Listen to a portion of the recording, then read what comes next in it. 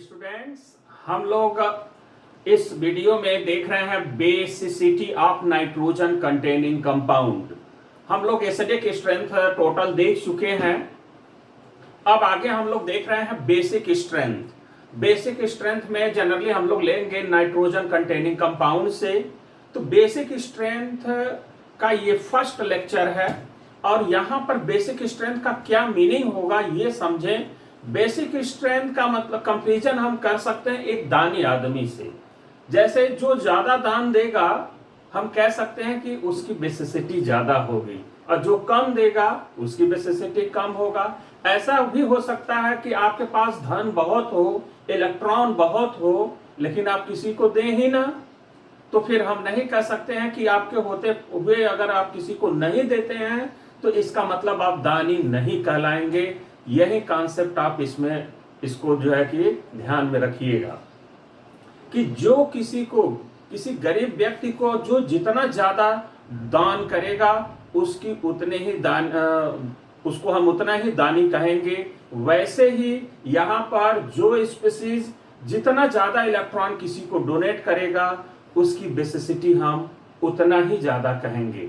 तो इसको हम लोग कैसे डिफाइन करते हैं, जरा इसको हम लोग देखें। इट इज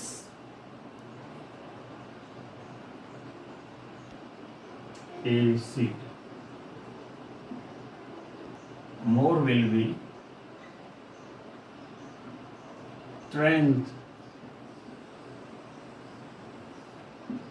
अब हम लोग देखें यहां पर बेसिसिटी का यही है कि it is determined by the relative availability of the non bonding electrons on the nitrogen atom to a proton donor और लेविस एसिड। ये आपने यहां पर देखा। फिर आपने कहा कि more will be the donating power of electron, greater will be the basic strength. तो यहां पर ये फर्स्ट पॉइंट हम लोग अगर देखें तो ये फर्स्ट पॉइंट, ये दूसरा पॉइंट। बेसिसिटी का मतलब यही है कि अगर कोई स्पीसीज है जिसके पास लोन पेयर है और वो आसानी से अगर किसी इलेक्ट्रॉन डेफिशिएंट को इलेक्ट्रॉन डोनेट कर रहा है तो उसकी बेसिसिटी ज्यादा होगी। अब इसी बात को हम लोग देखें कि अगर वो इलेक्ट्रॉन डोनेट कर रहा है और जितना ज्यादा डोनेट करेगा उसका बेसिक स्ट्रेंथ उतना ही ज्यादा होगा। ऐसा सेकंड पॉइंट में हम लोग देख रहे हैं। जरा एक एग्जांपल लेकर के समझे हम लोग। जैसे एक एग्जाम्पल है और एग्जाम्पल में हम लोग लें, अब हम लोग देखें यहां पर ये एग्जाम्पल हमने ले लिया और यहां पर ये नाइट्रोजन कंटेनिंग कंपाउंड अमोनिया है और यहां पर अगर हम लोग देखें तो ये लोन पेयर है। लोन पेयर का मतलब है अनबॉन्डेड इलेक्ट्रॉन जो बॉन्डिंग में पार्टिसिपेट नहीं किया है, ये खाली पड़ा है और कोई भी इलेक्ट्रॉन डेफिशिएंट इसके अगर संपर्क में आएगा तो ये अपना इलेक्ट्रॉन उसको दे देगा। तो एक तरह से ये दानी का काम कर रहा है और इसके अगर संपर्क में कोई भी प्रोटॉन आए, जैसे यहाँ पर है वाटर, इसके संपर्क में अगर ये वाटर इसके साथ आता है तो ये एसिड की तरह से बिहेव करेगा। ये बात समझ में आ गया। तो अब ये एसिड की तरह से बिहेव करेगा तो ये इसका मतलब है कि ये H+ दिया होगा। तो देखिए ये रिएक्शन कैसे हुआ होगा वो थोड़ा सा हम लोग यहाँ पर देख लें। जैसे यहाँ पर है NH3 है प्लस H+ आया, ये आपका इलेक्ट्रॉन डेफिशिएंट है, ये रिच है। रिच वाले को बेस और डेफिशिएंट वाले को एसिड कहेंगे। ये H+ कहां से मिल रहा है? वाटर से मिल रहा है। तो अब ये H+ जैसे ही इसके संपर्क में आएगा ये नाइट्रोजन अपना अनबॉन्डेड इलेक्ट्रॉन इसको दे देगा और ये बन जाएगा क्या? NH4+। और इसका जो OH- है ये बचा होगा तो यही OH- बन जाएगा क्या? Conjugate base. इसको हम लोग बोलेंगे कॉन्जुगेट एसिड। ये कैसे हुआ ये आपने देख लिया। तो कहने का मतलब है कि अगर कोई नाइट्रोजन कंटेनिंग कंपाउंड अपना लोन पेयर अगर किसी इलेक्ट्रॉन डेफिशिएंट या एसिड को अगर वो इलेक्ट्रॉन देता है तो होगा क्या कि यहाँ पर बन जाएगा कॉन्जुगेट एसिड और कॉन्जुगेट बेस। इसका मतलब ये है कि कॉन्जुगेट अगर हम लोग एसिड देखें तो बेस में क्या हो रहा है? ये बेस है, बेस में H+ जोड़ दें तो कॉन्जुगेट एसिड, और कॉन्जुगेट बेस का मतलब क्या हो गया? एसिड में से हमने H+ कर दिया, हटा दिया, निकाल दिया तो कॉन्जुगेट बेस बन गया। ये बात समझ में आया? लेकिन हम लोगों को देखना है बेसिसिटी। तो अब हम यहाँ ये कह सकते हैं कि ये नाइट्रोजन या ये अमोनिया अगर अपना इलेक्ट्रॉन, जैसे ये नाइट्रोजन जितना जल्दी H+ को देगा उतना ही ज्यादा क्या होगा, NH4+ बनेगा। और NH4+ बनते ही क्या होगा, OH- बाहर हो जाएगा। आप जानते हैं कि अगर किसी सोल्यूशन में OH- अगर आयन बढ़ते हैं तो उस सोल्यूशन का बेसिक स्ट्रेंथ बढ़ता है। ये बात समझ में आ गया। कहने का मतलब ये जल्दी से अगर दे और ये क्या कर ले, जल्दी से ले ले, तो ये जल्दी से तभी देगा जब यहाँ पर इलेक्ट्रॉन की डेंसिटी ज्यादा हो और उसके पास कोई रुकावट ना हो। ठीक है, तो ये जल्दी से देगा और जल्दी से ये बनेगा। तो यहाँ पर कह सकते हैं कि ये क्या है, एक तरह से बेसिसिटी को शो कर रहा है। तो अब हम लोग यहाँ पर इसे, जैसे हम लोग एस्थेटिक स्ट्रेंथ में देखें कि लॉ ऑफ मास एक्शन लगा करके, जरा यहाँ पर भी लॉ ऑफ मास एक्शन लगाएं और देखें कि क्या रिजल्ट निकल करके सामने आता है। लेकिन उसके पहले हम लोग मिटा लेते हैं। ये आप लोग अच्छे से देख लिए होंगे, NH3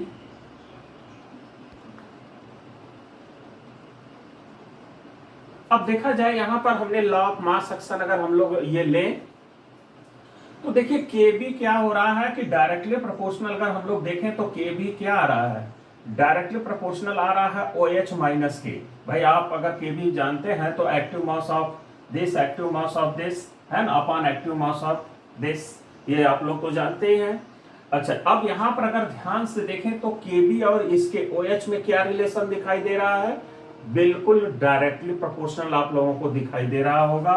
तो हम यहां पर कह सकते हैं कि जो बेसिसिटी होगा, basicity is directly proportional to concentration of OH-, ये डायरेक्टली प्रोपोर्शनल है। इसका मतलब ये है कि जितना ज्यादा OH- सोल्यूशन में जाएगा उतना ही ज्यादा उसका बेसिक स्ट्रेंथ होगा। और ये OH- कब ज्यादा निकलेगा, जब ये जल्दी से अपना इलेक्ट्रॉन इससे मिलने वाले प्रोटॉन को जब आसानी से ये देगा। यहां पर देखिए कोई प्रोटॉन हो सकता है या कोई लेविस एसिड हो सकता है। यहां पर वाटर क्या कर रहा है, एसिड की तरह से बिहेव कर रहा है। यहां पर कोई लेविस एसिड भी हो सकता है, ये आप जान रहे हैं। तो यहां पर हम लोग देख रहे हैं कि यहां इससे हमको क्या मिल रहा है, इस पूरे से हमको मिल रहा है H+। इसी H+ को ये जितना जल्दी इलेक्ट्रॉन देगा उतने ही जल्दी क्या निकल रहा है, OH-। तो उसकी बेसिसिटी क्या होगा, उतना ही ज्यादा होगा। अब इसी को अगर हम लोग और अगर ध्यान से देखें तो ये क्या बेसिसिटी डायरेक्टली प्रोपोर्शनल Kb के नहीं होगा। भाई ये जब इसके डायरेक्टली है तो हम कह सकते हैं कि बेसिसिटी भी इसके क्या होगा, डायरेक्टली प्रोपोर्शनल होगा। या हम यूं कह सकते हैं कि इनवर्सली प्रोपोर्शनल क्या होगा, अगर हम इसी का निगेटिव लॉग ले लें, Kb का निगेटिव लॉग ले लें तो क्या आएगा भाई, Pkb। Pkb के क्या होगा, इनवर्सली प्रोपोर्शनल होगा। या हम यूं कह सकते हैं, जरा ध्यान दें हम लोग कि भाई ये तो क्लियर है कि इसका निगेटिव लॉग ले लेंगे, Pkb के डायरेक्टली प्रोपोर्शनल होगा। लेकिन अगर हम यूं कहें कि NH4+ यानी कॉन्जुगेट एसिड की अगर स्टेबिलिटी ज्यादा है तो हम कह सकते हैं कि ये जल्दी से निकलेगा। भाई अगर ये स्टेबल होगा तभी तो ये बनेगा, अगर ये बनना ही नहीं चाहेगा तो ये निकलेगा ही नहीं। तो हम कह सकते हैं कि स्टेबिलिटी ऑफ NH4+ के क्या होगा, डायरेक्टली प्रोपोर्शनल होगा। अमोनियम कैटायन के डायरेक्टली प्रोपोर्शनल होगा स्टेबिलिटी ऑफ, ठीक है। अब यहां पर अमोनियम आयन के डायरेक्टली प्रोपोर्शनल हो गया। या हम ये नहीं कह सकते हैं कि donating power of unbonded electron of NH3 नहीं हो सकता है, ये जितना जल्दी डोनेट करेगा उसके डायरेक्टली होगा, क्योंकि डोनेटिंग पावर ज्यादा तो बेसिसिटी ज्यादा। तो हम कह सकते हैं कि डायरेक्टली प्रोपोर्शनल टू NH3। अब देखें हम लोग यहां पर हो गया donating power of unbonded electrons of NH3। या हम ये भी तो कह सकते हैं कि the easy formation of the cations bye accepting A proton from the acid, ऐसा भी कह सकते हैं। तो ये भी हम लोग कह सकते हैं the easy formation, the acid. अब हम लोग अगर देखें यहां पर, तो ये आपने लिख लिया the easy formation of the cation. कहने का मतलब है कि ये जितना आसानी से बनेगा, ठीक है, ये जितना आसानी से बनेगा उतना ही ज्यादा क्या होगा, बेसिक स्ट्रेंथ होगा, बेसिसिटी होगा। क्योंकि ये तब बनेगा जब ये कोई भी बेस अपना इलेक्ट्रॉन इसको देगा और ये कॉन्जुगेट एसिड बन जाएगा। तो यहां पर हम लोग कई तरह से देख लिए कि भाई बेसिसिटी OH माइनस के डायरेक्टली प्रोपोर्शनल, Kb के डायरेक्टली प्रोपोर्शनल, या pKb के इनवर्सली प्रोपोर्शनल, या स्टेबिलिटी ऑफ NH4 प्लस के डायरेक्टली प्रोपोर्शनल होगा, या donating power of unbonded electron, मतलब ये जितना आसानी से या जितना जल्दी डोनेट करेगा, donating power of electron of NH3 के डायरेक्टली प्रोपोर्शनल होगा। अब यहां पर हम लोग देख लिए कि भाई ये जो केटायन है कितना आसानी से बन रहा है, उसके भी डायरेक्टली प्रोपोर्शनल होगा। तो कुल मिलाकर के हम लोग ये देख लिए कि जो बेसिसिटी है वो है क्या चीज। इस बेसिसिटी में आपने ये देखा कि कोई भी स्पीसीज में हम लोग ले रहे हैं नाइट्रोजन कंटेनिंग कंपाउंड, कि कोई भी स्पीसीज किसी इलेक्ट्रॉन डेफिशिएंट को कितना आसानी से इलेक्ट्रॉन दे रहा है। अगर वो आसानी से इलेक्ट्रॉन दे रहा है तो उसकी बेसिसिटी सबसे ज्यादा होगा। और ध्यान दें कि भाई देखिए हमने कहा कि बेसिसिटी को कंपैरिजन कर लीजिएगा एक दानी आदमी से। तो एक दानी आदमी किस कंडीशन में बहुत ज्यादा दान कर सकता है, तो दान तभी कर सकता है जब उसके पास धन ज्यादा हो, या कोई स्पेसिस इलेक्ट्रॉन कब ज्यादा डोनेट कर सकता है, जब उसके पास इलेक्ट्रॉन बहुत ज्यादा हो।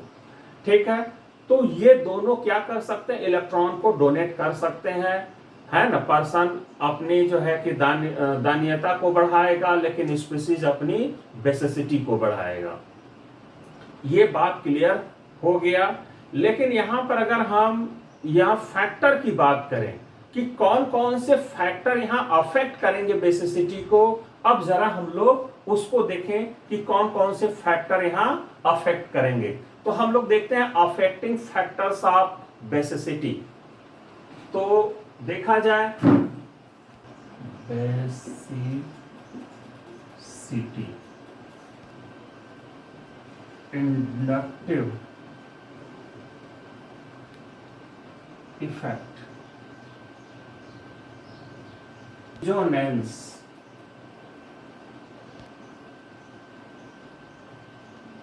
इलेक्ट्रोनेगेटिविटी ऑफ एस कैरेक्टर,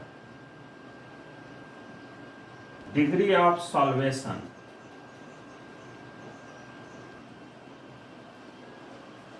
अब सिक्स्थ है हम लोगों का स्टेरिक हिंड्रेंस या इफेक्ट।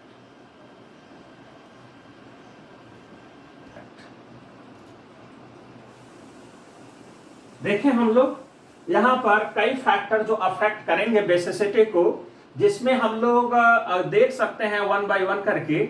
जैसे अगर हम लोग फर्स्ट देखें तो इंडक्टिव इफेक्ट पहला ये फैक्टर होगा जो अफेक्ट करेगा।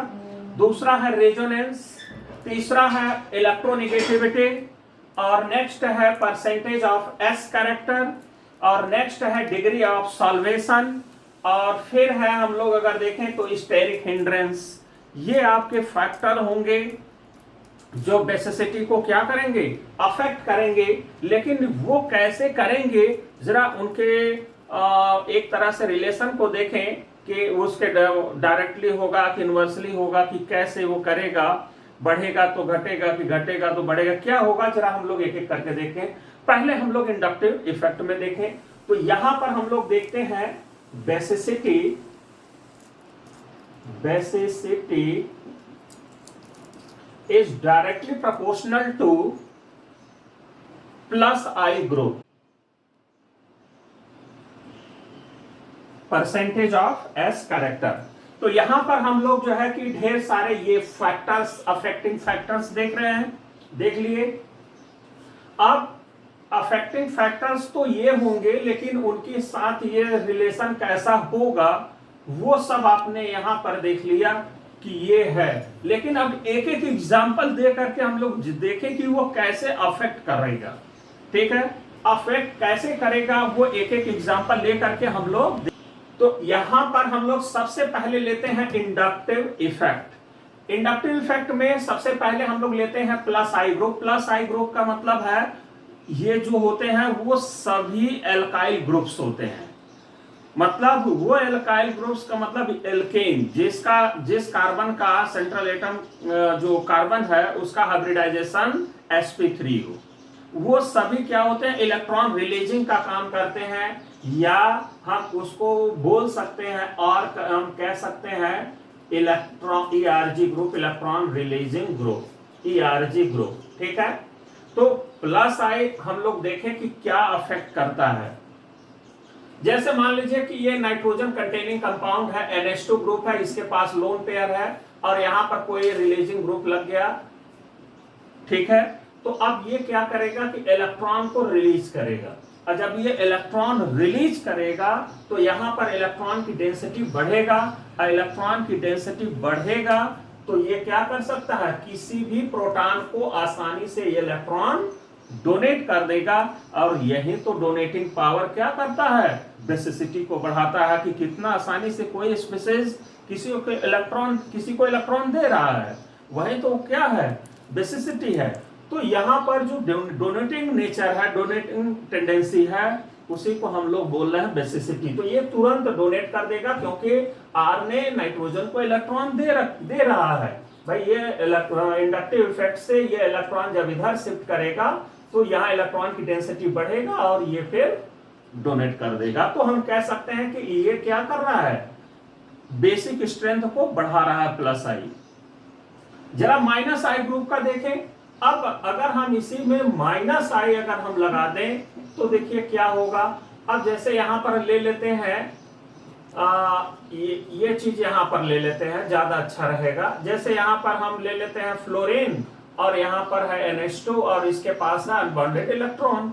तो अब ये जब माइनस आई रहेगा तो ये माइनस आई क्या करते हैं, अपनी तरफ इलेक्ट्रॉनों को खींचते हैं। जब ये इलेक्ट्रॉन को अपनी तरफ खींचेंगे तो यहाँ पर इलेक्ट्रॉन की डेंसिटी कम होगा, तो ये किसी को इलेक्ट्रॉन या लेविस एसिड को या प्रोटॉन को इलेक्ट्रॉन ये कम देंगे, जिसकी वजह से हम कहेंगे कि ये बेसिसिटी को क्या करेंगे, घटा देंगे या डिक्रीज कर जाएगा। तो माइनस आई या EWG क्या करते हैं, बेसिसिटी को घटा देंगे, और ये जो प्लस आई है वो बेसिसिटी को क्या कर रहे हैं, बढ़ा देंगे। अब जरा हम लोग रिजोनेंस में देखें कि रिजोनेंस में क्या इसका फैक्टर होगा, तो वो देखा जाए। जैसे मान लीजिए यहाँ प्लस आर ग्रुप है, प्लस आर डायरेक्टली प्रोपोर्शनल है, तो प्लस आर पहले क्या होते हैं भाई, कंजुगेटेड सिस्टम से डायरेक्ट जो एटम लगा होगा उसको की एटम, और की एटम पर लोन पेयर है तो प्लस आर, और लोन पेयर नहीं है तो माइनस आर। ठीक है, तो जैसे हम लोग एक एग्जांपल ले लिए, यहाँ पर ये है बेंजीन रिंग, और इससे डायरेक्ट हम लोग नाइट्रोजन एटम हम लोग जोड़ दिए, और यहां पर आपका क्या है, अनबॉन्डेड इलेक्ट्रॉन है। अब इसी से प्लस आर ग्रुप जैसे OCH3 हमने जोड़ दिया, तो पहले हम लोग किस पर जोड़ देते हैं, आर्थो पर। तो OCH3 अगर हम जोड़ दिए यहां पर तो ये क्या करेगा भाई, पहले तो हम लोग ये समझ गए कि आर्थो पोजीशन पर आपने जोड़ दिया तो यहाँ आर्थो इफेक्ट होगा क्योंकि एनिलीन है, और हमने एसिडिक स्ट्रेंथ वाले में बताया था कि आर्थो इफेक्ट एनिलीन और बेंजोइक एसिड के कंपाउंड में काम करता है। तो यहाँ भी एनिलीन हो गया तो आर्थो इफेक्ट होगा, यानी एसिडिक स्ट्रेंथ बढ़ाएगा, बेसिसिटी को क्या करेगा, डिक्रीज कर दिया पहले तो आर्थो इफेक्ट से। और देखिए यहाँ पर रिजोनेंस से क्या कर रहा है भाई, ये अपना इलेक्ट्रॉन इसको देगा तो ये इसको दे देगा, और ये इसको दे देगा, और ये यहाँ पर पहुंचा देगा।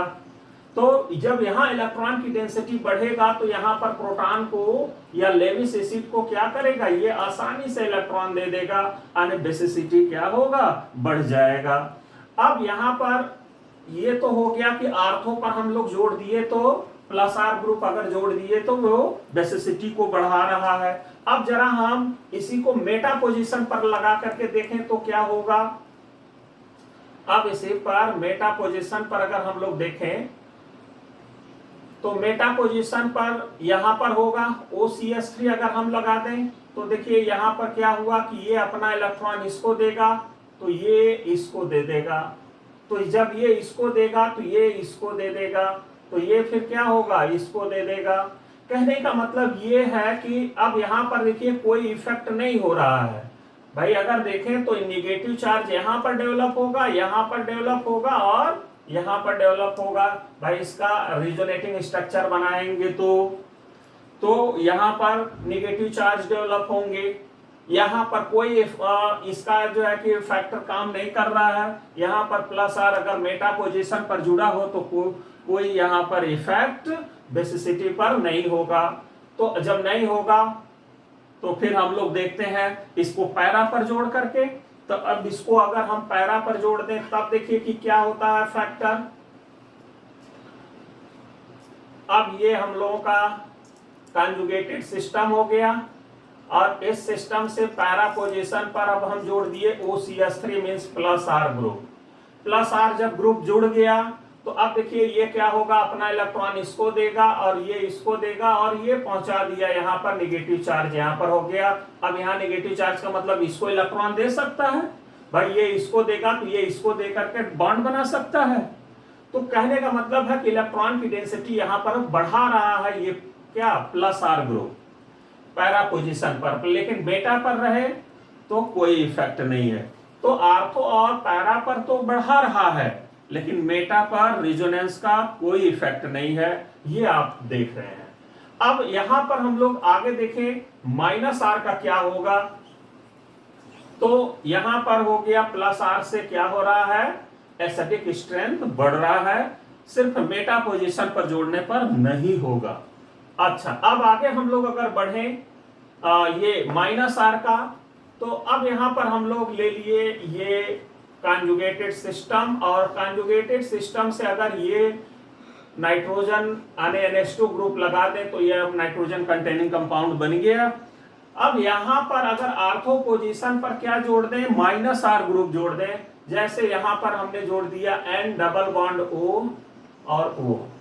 तो अब यहां पर अगर ध्यान से देखें तो ये अपना इलेक्ट्रॉन इसको देगा भाई, तो ये अपना इलेक्ट्रॉन इसको देगा, प्लस यहाँ पर आएगा, फिर ये अपना इलेक्ट्रॉन इसको देगा, प्लस यहाँ पर आएगा, फिर ये अपना इलेक्ट्रॉन इसको देगा, प्लस यहाँ आएगा। इसका मतलब ये है कि यहाँ पॉजिटिव चार्ज होते ही ये लोन पेयर किधर शिफ्ट कर जाएगा, कॉन्जुगेटेड सिस्टम में की ओर बढ़ जाएगा।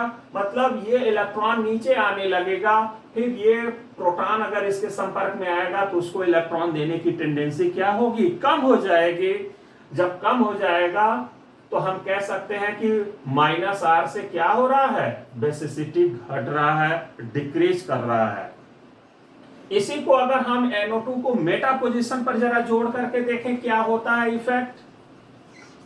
तो अब यहां पर ये हम लोग ले लिए कॉन्जुगेटेड सिस्टम। अब कॉन्जुगेटेड सिस्टम से NH2 हमने जोड़ दिया। अब यहां पर मेटा पर ले लिया ये NO2। ये NO2 क्या है, माइनस आर है। तो अब यहां पर अगर देखें तो ये अपना इलेक्ट्रॉन इसको दे दिए, ये नाइट्रोजन अपना इलेक्ट्रॉन इसको देगा क्योंकि मोर इलेक्ट्रोनेगेटिव है। अब फिर क्या होगा, ये इसको देगा तो प्लस इस पर आ जाएगा, फिर ये इसको देगा तो प्लस इस पर, फिर ये इसको देगा तो प्लस कहाँ आ गया, यहाँ पर। तो क्या इफेक्ट यहाँ पर कुछ हुआ, तो कोई इफेक्ट नहीं हुआ। तो हम कह सकते हैं कि मेटा पोजीशन पर अगर कोई माइनस आर ग्रुप लगा हो तो बेसिसिटी पर कोई फर्क नहीं पड़ेगा। अब जरा हम लोग पैरा पर जरा लगा करके देखें। अब यहां पर हो गया ये कॉन्जुगेटेड सिस्टम। अब यहां पर हमने जोड़ दिया NO2। अब NO2 हम लोग अगर जोड़ दें तो अब देखें कि बेसिसिटी पर इफेक्ट कुछ होता है या नहीं होता है।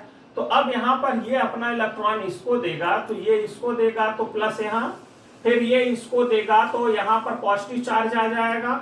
तो अब हम यहाँ पर जब माइनस आर अगर हम कहां पर जोड़ दें, पैरा पोजीशन पर अगर माइनस आर जोड़ दें तो बेसिसिटी को क्या कर रहा है, घटा दे रहा है, डिक्रीज कर रहा है, क्योंकि ये इलेक्ट्रॉन अब नीचे की तरफ मूव कर जाएंगे तो आने वाले प्रोटॉन को ये इलेक्ट्रॉन देने की जो टेंडेंसी होगी वो कम हो जाएगी, जिससे हम कहेंगे कि बेसिसिटी क्या होगा, कम हो जाएगा, डिक्रीज कर जाएगा। तो अब यहाँ पर आप लोग तीनों स्थान पर आर्थो, मेटा और पैरा पोजीशन पर जोड़ करके इफेक्ट देख लिया माइनस आर का। तो माइनस आर क्या कर रहा है, आर्थो और पैरा पर तो डिक्रीज कर रहा है, लेकिन मेटा पर कोई इफेक्ट नहीं है। अब आगे हम लोग बढ़ते हैं नंबर ऑफ रिजोनेटिंग स्ट्रक्चर। जरा हम लोग देखें कि नंबर ऑफ रिजोनेटिंग स्ट्रक्चर ज्यादा होता है तो बेसिसिटी जनरली कम हो जाता है। जैसे मान लीजिए कि यहां पर ये है एनिलीन, ठीक है, एनिलीन है ये NH2। अब अगर हम इसी NH2 को हटा एक H को कम करके, अब देखिए यहां पर NH2 था तो इसका लोन पेयर क्या हो जा रहा था, डीलोकलाइज हो रहा था, ठीक है। और डीलोकलाइजेशन से नाइट्रोजन पर इलेक्ट्रॉन की अवेलेबिलिटी कम, तो बेसिसिटी क्या होगा, कम हो जाएगा, क्योंकि आने वाले प्रोटॉन को ये इलेक्ट्रॉन ये अब इलेक्ट्रॉन कम मिलेगा, क्योंकि वो तो कंजुगेटेड सिस्टम में शिफ्ट कर रहा है, डीलोकलाइज हो जा रहा है। तो हम ये कह सकते हैं कि बेसिसिटी कम हो जा रहा है। अगर हम यहां एक H कम कर दें और एक रिंग और जोड़ देते हैं, जब एक रिंग और जोड़ देंगे तो क्या होगा भाई, ये कंजुगेटेड सिस्टम एक और हमने जोड़ दिया, तो देखिए एक तो यहां पर ये इलेक्ट्रॉन डीलोकलाइज हो रहा था, अब देखिए ये कंजुगेटेड सिस्टम और बढ़ने से अब ये इलेक्ट्रॉन क्या होगा, इधर भी शिफ्ट होने लगा। तो हम कहेंगे क्या कि बेसिसिटी और कम हो गया, क्योंकि अब नंबर ऑफ रिजोनेटिंग स्ट्रक्चर और बढ़ गए, ठीक है। तो अब यहां पर हम लोगों का बेसिसिटी और कम हो गया, यहां नाइट्रोजन पर जो इलेक्ट्रॉन थे उसकी अवेलेबिलिटी कम हो गया, क्योंकि दोनों रिंग में इलेक्ट्रॉन डीलोकलाइज हो गए। अब यहीं पर अगर इस H को हटा करके अगर हम एक और रिंग जोड़ दें यहां पर, जैसे यहां पर अगर है, इसी को हम ऐसे अगर कर दें, तो देखिए क्या होगा, बेसिसिटी पर इसका इफेक्ट क्या होगा। अब देखिए यहां पर एक तो इधर अभी डीलोकलाइज हो ही रहा था भाई, यहां पर ये इलेक्ट्रॉन डीलोकलाइज कर रहा था। अब देखिए यहां से ये अब इलेक्ट्रॉन देखिए ये इसको देगा तो ये अब क्या करेगा, ऊपर जो है कि शिफ्ट कर जाएगा भाई, ये अपना इलेक्ट्रॉन इसको देगा, ये इसको दे देगा, अब ये इसको देगा, मतलब यहां पर भी क्या हो गया, ऊपर वाले भी इस रिंग में भी इलेक्ट्रॉन डीलोकलाइज हो गया, जो बचा कुचा था भी थोड़ा बहुत वो भी चला गया। तो अब आने वाले प्रोटॉन को मिलने की जो संभावना था, टेंडेंसी था, और कम हो गया। तो यहां पर क्या हो रहा है, नंबर ऑफ रिजोनेटिंग स्ट्रक्चर बनते जा रहे हैं, अवेलेबिलिटी नाइट्रोजन पर जो लोन पेयर था या इलेक्ट्रॉन की जो डेंसिटी था वो कम होता जा रहा है।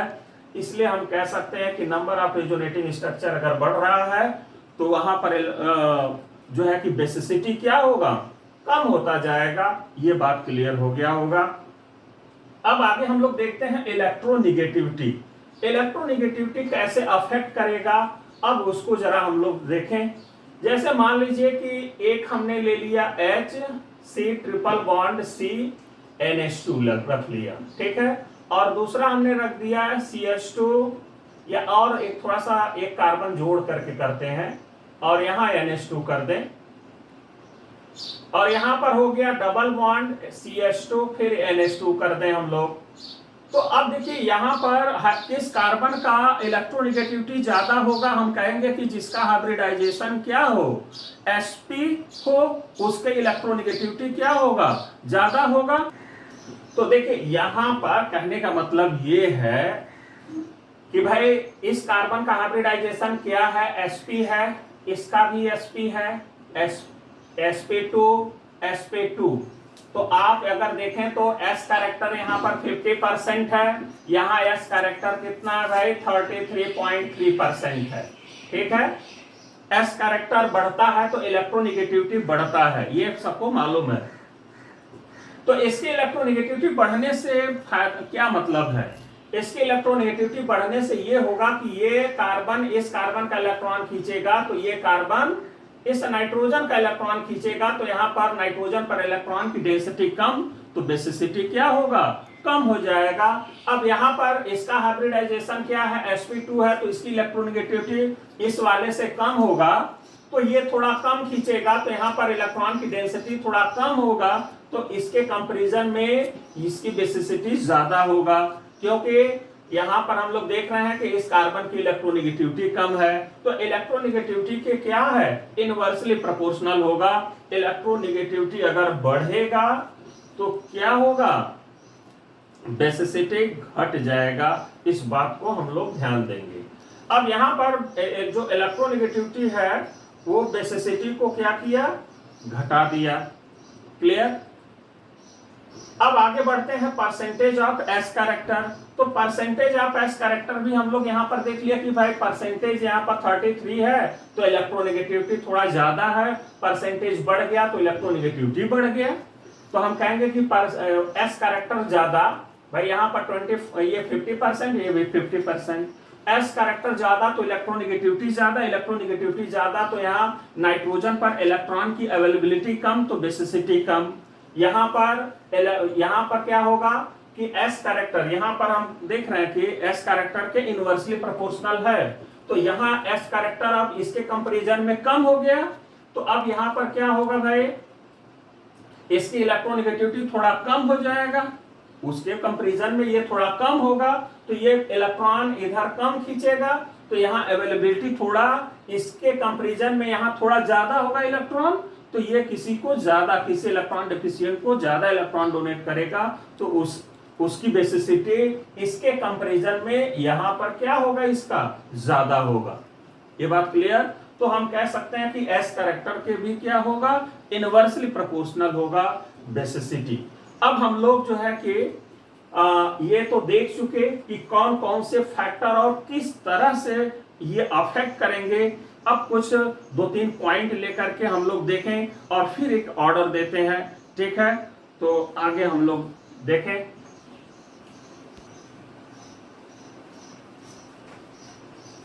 तो स्टूडेंट, अब हम लोग इस लेक्चर में इतना ही।